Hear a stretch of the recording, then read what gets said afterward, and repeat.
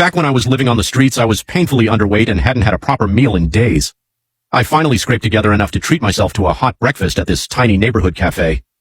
But the moment I stepped inside, the manager rushed over, blocking my way.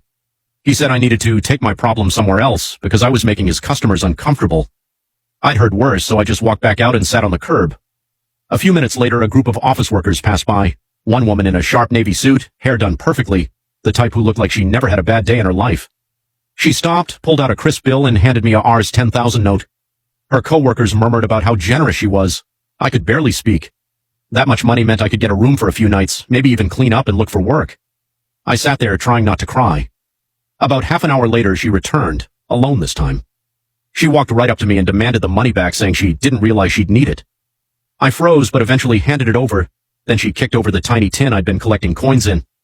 When I asked why, she said people like me were what's rotting this country from the inside, and she only gave me the cash earlier to impress her clients.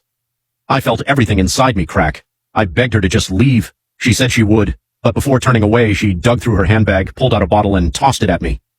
Weight loss supplements. She told me that since I looked like a walking skeleton, maybe I should finish the job and save the city some trouble. I've seen a lot of awful things, but nothing has ever hit me as hard as that moment.